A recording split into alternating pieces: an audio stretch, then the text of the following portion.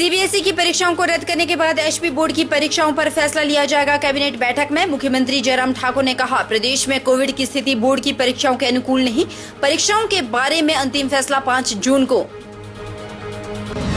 सोलन में corona curfew में ढील के बाद लापरवाह होते दिखे लोग। संक्रमण का बढ़ रहा खतरा। कोरोना कर्फ्यू में जरा सी ढील क्या मिली, लोग दौड़े बाजार की ओर। कर्फ्यू में ढील के तीसरे दिन खूब दिखी भीड़। कोरोना नियमों की उड़ रही धज्जियां। नूरपुर में 5 किलोमीटर रोड पिछले लगभग 1.5 वर्षों से नहीं हो पाया पूरा। पिछले 1 साल से रोड किनारे बसे लोग परेशान। रोड पर चलने वाले लोगों को होना पड़ रहा धूल मिट्टी खाने को मजबूर। स्थानीय लोगों ने विभाग और ठेकेदार पर लगाया सांठ-गांठ का आरोप।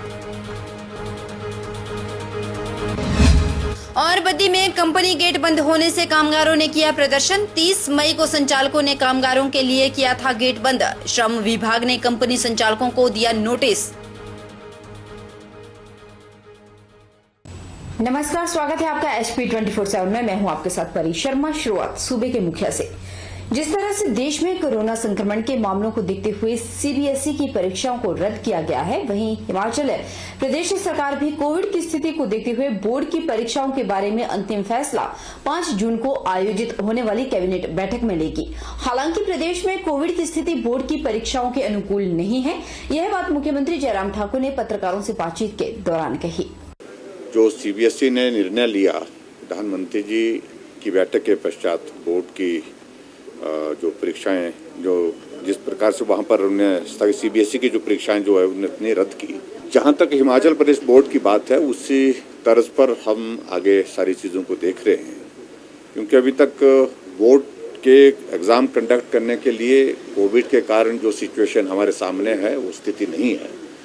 ऐसी सूरत में निर्णय तो अंतिम हम इस सिलसिले में 5 तारीख को कैबिनेट की बैठक में लेंगे, लेकिन फिर भी उसके बावजूद इस दिशा में हम आगे बढ़ रहे हैं। और मुझे लगता है कि अब थोड़ा फीडबैक भी ले रहे हैं डिपार्टमेंट से भी, एजुकेशन डिपार्टमेंट से भी। और आज मैंने एजुकेशन सेक्रेटरी और उनके साथ दूसरे अधिकारियों के साथ बातचीत की है और उसके बाद अगला निर्णय हम कैबिनेट की बैठक में करेंगे। मंडी वासियों को कोरोना से सावधान करने के लिए अब खुद शक्तिमान मैदान में उतर आया है। हालांकि इसमें शक्ति असली वाली नहीं है, लेकिन इच्छा शक्ति किसी से कम नहीं। दरअसल ये भारत के पहले टीवी सुपर हीरो शक्तिमान का मंडियाली वर्जन है, जो मंडी में शहर गली कूचे में घूम घूम कर लोगों को कोरोना के पूरी तरह से खत्म होने तक किसी भी सूरत में लापरवाह न होने की सीख व संदेश दे रहा है।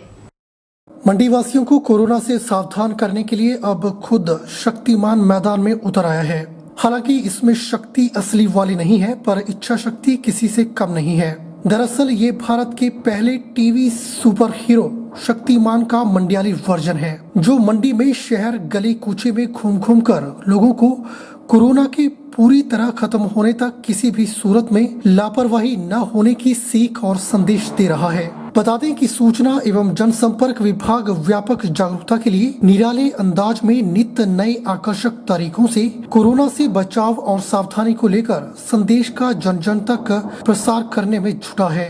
90 के दशक में शक्तिमान ने बच्चों, बूढ़ों और सभी को अपना दीवाना बनाया था। ये उस दौर का सबसे हिट शो और सबका चहेता किरदार था। अभिनेता मुकेश खन्ना के शानदार अभिनय से शक्तिमान का किरदार लोगों के दिलों में बस गया है। शो की खत्म होने के बाद छोटी छोटी मगर मोटी बातें दिखाई जाती थी, जिसमें बच्चों को नैतिक सीख दी जाती थी। शक्तिमान जब बच्चों को गलती पर टोकता था तो वे सॉरी शक्तिमान कहकर अपनी गलती का सुधार करते थे। छोटी छोटी मगर मोटी बातें की तर्ज पर शक्तिमान के मंडियाली वर्जन में सूचना जनसंपर्क विभाग के कलाकार वेद कुमार ने भी जब कुछ लोगों को मास्क ठीक से न पहनने या 2 गज की दूरी के पालन में कोताही पर टोका तो उनके मुंह से भी अनायास ही सॉरी शक्तिमान निकल गया। लोगों ने भी अपनी गलती सुधारी और आइंदा से गलती न दोहराने का वायदा किया।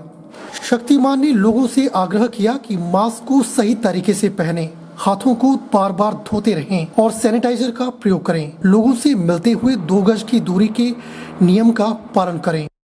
शक्ति शक्ति शक्तिमान, अद्भुत आतंक साहस भी, ये मिटती मानवता की एक आशा है। मैं शक्तिमान आज आप लोगों के बीच में एक संदेश लेकर आया हूँ कि जब तक कोरोना है हमें लापरवाह बिल्कुल ना होना है। 2 गज की दूरी, मास्क है जरूरी। अगर आप लोग अपने बच्चों से, अपने परिवार वालों से प्रेम करते हैं तो जो जो सावधानी आपको बताई जा रही है उसका आप पालन करें। अपने आप को सुरक्षित रखें, अपने घर वालों को सुरक्षित रखें। तो जब तक कोरोना है, लापरवाह बिल्कुल ना होना है। वहीं गहरू लंबरदार के किरदार में कलाकार हरदेव ने लोगों को चेताया कि कोरोना कर्फ्यू खुलने के दौर में भी सावधानी न छोड़ें। इसके अलावा धर्मपुर, करसोग, पल और गोहर में कलाकारों ने अलग अलग किरदार और निराले अंदाज में गांव-गांव घूमकर जागरूकता की अलख जगाई। सारे मंडी तो से पतारे पर एक गल तो सुनो तो सारे मंडी रे लोग बड़े भारी समझदार है, जागरूक लोग हैं। हाँ ये गल ठीक ही तुझसे भी आए पर मंडी रे लोग का जो समझाया कर है, लेकिन सारे मंडी रे लोग पहले से ही समझदार है और इसका चीज़ों का पालन करे कराए। और तू सारे आने थे और भी ना अवेयरनेस करनी और भी सही काम करने। ये तुझसे बोला है ना कोई थूकना नहीं है सार्वजनिक स्थान अंदर, ठीक है कि नहीं? तो सारे लोग के तरफ पालन करे करा, कोई थूक दे नहीं है और परे, ठीक है? और भीड़ नहीं कर दे।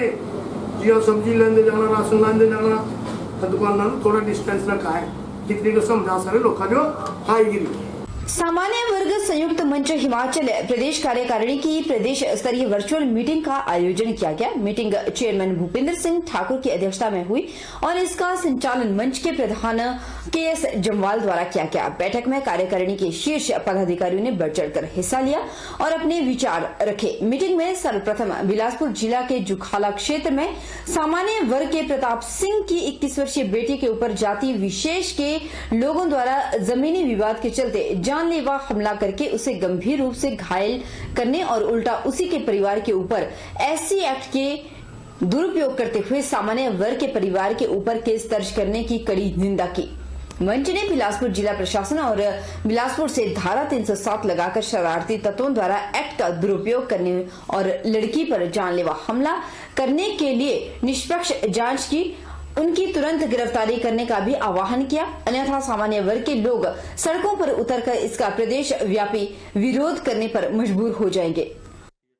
बैठक में सर्वप्रथम जिला बिलासपुर के अंतर्गत जुखाला क्षेत्र में गांव माकड़ी में सामान्य वर्ग के परिवार श्री प्रताप ठाकुर के परिवार के ऊपर जाति विशेष के लोगों द्वारा जानलेवा हमला किया गया, जिससे उनकी जवान बेटी लहूलुहान हुई और गंभीर रूप से घायल भी हुई। उसकी घोर निंदा की गई।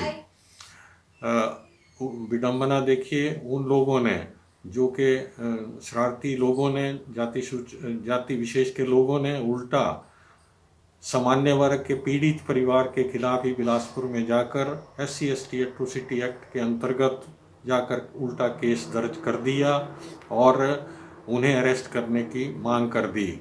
ये तो शुक्र है हमारे बिलासपुर इकाई के वरिष्ठ पदाधिकारियों ने हस्तक्षेप किया, तुरंत कार्रवाई करके परिवार के साथ खड़े हुए और जिला प्रशासन व पुलिस के साथ आग्रह करके उस SC/ST एट्रोसिटी एक्ट को निरस्त करने का आग्रह किया तथा उन शरारती तत्वों को उल्टा धारा 307 के अंतर्गत लाकर अरेस्ट करने की, गिरफ्तार करने की मांग की। JP नड्डा के बेटे हरीश नड्डा ने भी कोरोना महामारी के दौरान पुलिस कर्मियों, हेल्थ वर्कर्स, सफाई कर्मचारियों को राहत सामग्री देने में जुट गए हैं। उन्होंने कहा कि आगामी 1 सप्ताह के भीतर जिला के तमाम PSC, CSC और हेल्थ सेंटर्स में जाकर राहत सामग्री वितरित की जाएगी ताकि शहरी और ग्रामीण सभी इलाकों में कार्यरत कोरोना वॉरियर्स को सुरक्षित किया जा सके।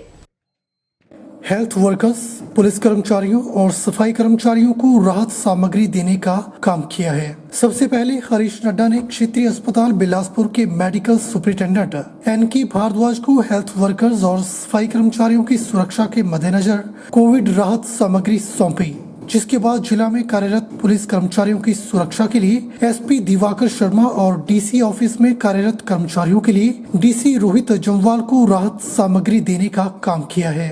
वहीं इस दौरान हरीश नड्डा ने कहा कि बिलासपुर जिला में कार्यरत कोरोना वॉरियर्स और स्थानीय जनता को इस जानलेवा महामारी से बचाने के लिए हर संभव प्रयास किए जा रहे हैं, जिसके चलते वह खुद फील्ड में उतरकर राहत सामग्री देने का काम कर रहे हैं ताकि पात्र लोगों को यह सामग्री मिल सके। जो लोग इस संकट की घड़ी में अपनी जान जोखिम में डालकर ड्यूटी दे रहे हैं, उन्हें भी सुरक्षित रखा जा सके। दूसरे दिन हमने बिलासपुर में डिस्ट्रिक्ट हॉस्पिटल में एमएस साहब को यहाँ का जो टेक्निकल चीज़ें हैं जो हॉस्पिटल में बहुत ज़रूरत है उनकी, वो आज सौंपी और डीसी बिलासपुर को हमने कुछ चीज़ें सौंपी और हम एसपी साहब को कुछ चीज़ें सौंपेंगे ताकि वो आगे चल के पुलिस के जो कर्मचारी हैं जो एकदम फ्रंटलाइन वर्कर्स हैं उनके लिए वो बहुत उपयोग आएंगी। जैसे फेस शील्ड्स की बहुत आवश्यकता रहती है, पुलिस को सैनिटाइज़र्स की बहुत आवश्यकता रहती है। तो आज के दिन में हम डिस्ट्रिक्ट हॉस्पिटल बिलासपुर और डीसी ऑफिस और एसपी ऑफिस में इन चीज़ों का वितरण करेंगे। पिछले कल शाम को हमने बीएमओ घुमारवी, बीएमओ झंडूता और पीएचसी अमरपुर पनौल को भी ये ज़रूरतमंद चीज़ें हमारे निवास से हमारे पूज्य दादाजी नारायण लाल नड्डा जी के हाथ से उसका शुभारंभ कर चुके हैं। चलिए रुक लेते हैं सोलन जिले का, जहां पर कोरोना ने अपना खूब कोहराम मचाया, बावजूद इसके लोग सबक लेने के लिए तैयार नहीं हैं। कोरोना कर्फ्यू में जरा सी ढील क्या मिली, लोग बाजार की ओर भाग गए और सोलन शहर में कोरोना कर्फ्यू में ढील के तीसरे दिन खूब भीड़ देखने को मिली और कोरोना नियमों की धज्जियां उड़ती हुई नजर आई। कहते हैं कि दूध का जला छाछ को भी फूंक फूंक कर पीता है, लेकिन सोलन के लोगों ने मानो कोरोना से सबक नहीं लिया है। बाजारों में 2 गज की दूरी बेईमानी लग रही है। वहीं कई लोग बिना मास्क के ही बाजार में सब्जी खरीदते हुए देखे गए। वहीं पुलिस भी नियमों की अवहेलना करने वालों के चालान काट रही है। छूट भले ही सरकार ने दी है, लेकिन कोरोना ने नहीं। अब यदि कोरोना के 2 वर्ष के बाद भी लोग न समझे तो आगामी तीसरी लहर बड़ी ही भयावह होगी। लोगों को चाहिए कि कोरोना नियमों का स्वयं अनुशासित होकर पालन करें। बात करते हुए अतिरिक्त पुलिस अधीक्षक अशोक वर्मा ने बताया कि बीते 1 माह में बिना मास्क के सोलन पुलिस के द्वारा 720 चालान काटकर करीब 4 लाख रुपए का जुर्माना वसूला गया है। उन्होंने कहा कि कोरोना कर्फ्यू में ढील के बावजूद पुलिस कोरोना नियमों का पालन सुनिश्चित कर रही है और जो सामाजिक दूरी सहित मास्क का प्रयोग नहीं करेंगे उनकी चालान किए जाएंगे। इस पिछले 1 महीने में जिला पुलिस सोलन ने करीब 4 लाख रुपए जो है जुर्माना वसूल किया है और 720 के करीब जो है चालान किए हैं। और लोगों से हमने पहले रिक्वेस्ट भी की थी और आपके माध्यम से भी हमने बार बार अनुरोध किया कि वो मास्क पहनकर ही घर से बाहर निकलें, लेकिन जिन लोगों ने उल्लंघन की है उनके खिलाफ कार्रवाई की है। और बाज़ार में हल्का सा रस जो है अभी लॉकडाउन थोड़ा अनलॉक में बढ़ा है, तो उसमें हमने पेट्रोलिंग लगाई और हम इंश्योर कर रहे हैं कि लोग जो हैं वो इसका पालन करें, सोशल डिस्टेंसिंग का पालन करें। अगर नहीं करेंगे तो उनके खिलाफ भी कार्रवाई लाई जाएगी। बड़े बड़े दावे करते हैं नेता। हर सरकार, कोई भी सरकार सत्ता में आती है तो दावे किए जाते हैं कि हिमाचल में उन्होंने विकास ही विकास किया है। हकीकत हम आज आपको दिखा रहे हैं। ये तस्वीरें जो हम आपको दिखा रहे हैं ये जिला बिलासपुर की है। इस तस्वीर से आप खुद समझ जाएंगे कि कितना विकास हुआ है और सरकारें अपनी पीठ कितनी थपथपा सकती हैं। बिलासपुर में मरीजों के चारपाई और पीठ पर ले जाते ये वीडियो सामने आया है। पहला वीडियो कुमजावाड़ पंचायत के भगोट के अंतर्गत आने वाली पंगेल पांगलरी से आया है, जहां पर चारपाई पर जंगल के रास्ते से एक महिला मरीज को पालकी में बैठाकर उपचार के लिए अस्पताल ले जाया जा रहा है। हैरान कर देने वाली बात तो ये है कि आजादी के 70 साल बीत जाने के बाद भी इस गांव की सुध किसी भी नेता द्वारा नहीं ली गई। एक रिपोर्ट। ग्रामीणों का कहना है कि काफी बार प्रशासन और सरकारों से आग्रह कर चुके हैं, लेकिन उनकी पंचायत की इस गांव को सड़क पहुंचाने में कोई भी आगे नहीं आ रहा है। उन्होंने सरकार और प्रशासन से मांग की है कि जल्द से जल्द उनके गांव को सड़क सुविधा से जोड़ा जाए, अन्यथा कोरोना वायरस के समाप्त होने के बाद प्रशासन के कार्यालय के बाहर आंदोलन किया जाएगा। वहीं दूसरा वीडियो नमहोल के डीब दगसेज क्षेत्र से सामने आया है, जहाँ पर एक व्यक्ति के द्वारा पीठ पर महिला मरीज को सड़क तक पहुंचाया जा रहा है। वहां पर मरीजों के परिजनों का कहना है कि सड़क तो उन्होंने अपने पैसों से निकाली थी, लेकिन नमहोल के पूर्व प्रधान के चलते उस सड़क को किन्हीं कारणवश बंद कर दिया गया है, जिस कारण उन्हें मरीजों को सड़क तक पहुंचाने में काफी समस्याओं का सामना करना पड़ रहा है। उन्होंने प्रशासन से मांग की है कि जल्द से जल्द उनकी समस्या का हल किया जाए। हमारी प्रशासन से यह मांग है कि हमें आने जाने की बहुत ही असुविधा है।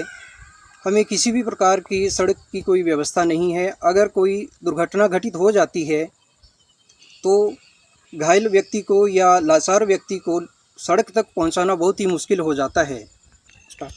हमें लोगों को बुलाकर लाचार व्यक्ति को या रोगी को सड़क तक पहुंचाने के लिए पालकी का सहारा लेना पड़ता है। अगर हम 20-25 लोगों को बुलाते हैं तो 5 या 7 लोग ही पहुंच पाते हैं और बहुत सारा समय जो है इसमें व्यतीत हो जाता है। हमारी प्रशासन से यही निवेदन है, यही प्रार्थना है कि हमें सड़क से जोड़ा जाए। और हमारे लिए ये प्रॉब्लम है कि रास्ते की जो हमने पहले अपना पैसा देके बनाया था, इसको भाईबंदी से बनाया था, इसको बनाने के बाद 3-4 दिन के बाद अपने पूर्व प्रधान ग्राम पंचायत मोड़ ने यहाँ नोरूम फेंक दी और उसके बाद ये बिल्कुल ही बंद हो गया। और बाकी बाद में जब इलेक्शन के दौरान इलेक्शन का टाइम आया तो उन्होंने इसको पुट्ठा सीधा करके हमारे कोई मालूम नहीं थी, उन्होंने हमारे कोई विश्वास दिया कि इलेक्शन होने के बाद भी काम चलता रहेगा। हम उस विश्वास में रहे। यहाँ रुकेंगे छोटे से ब्रेक के लिए। ब्रेक के उस पार फौरन लौटेंगे, बन रही हमारे साथ।